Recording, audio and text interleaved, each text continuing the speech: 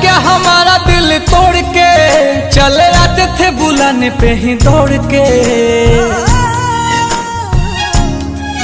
तूने पाया क्या हमारा दिल तोड़ के चले आते थे बुलाने पे ही दौड़ के। चले आते थे बुलाने पे ही दौड़ के। फिर गए मुँह हमसे क्यों मोड़ के, गए मुँह हमसे क्यों मोड़ के।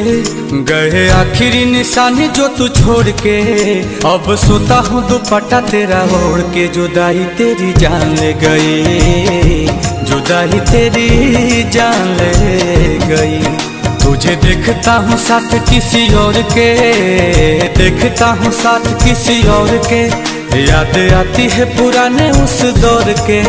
अब सोता हूँ दुपट्टा तेरा ओढ़ के। जुदाई तेरी जान ले गई, जुदाई तेरी जान ले गई। जब देखता हूँ साथ किसी और के।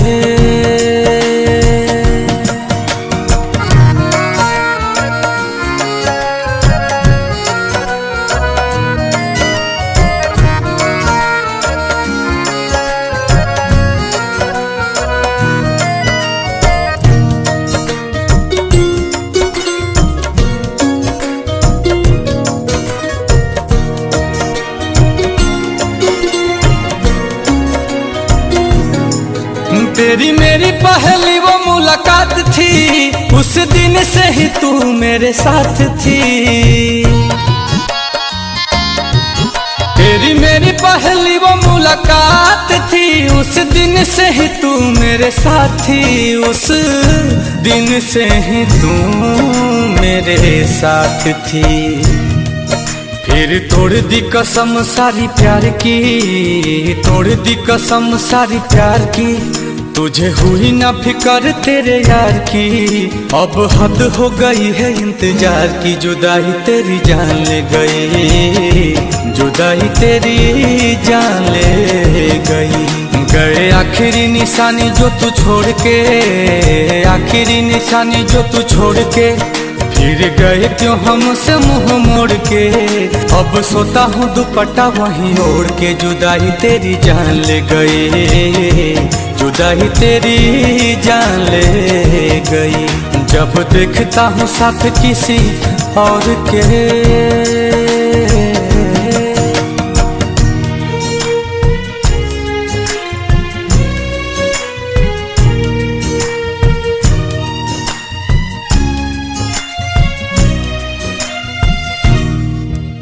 तुम्हारे बारे में अब कोई बात नहीं करते, तुम्हारे बारे में अब कोई बात नहीं करते।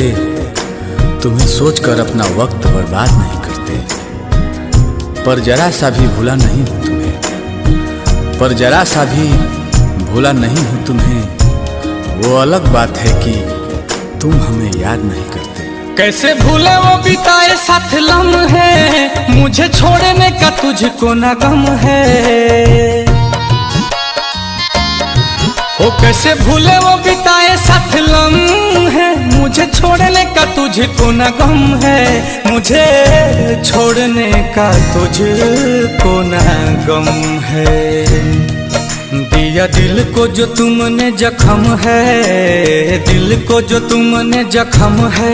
नील कमल का टूटा भरम है। हाय रहबा कैसा सितम है। आंसू की मुस्कान ले गई, जुदाई तेरी जान ले गई। गए आखिरी निशानी जो तू छोड़ के, आखिरी निशानी जो तू छोड़ के।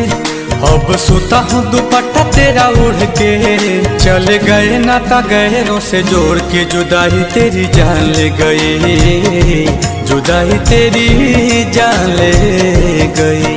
जब देखता हूँ साथ किसी और के।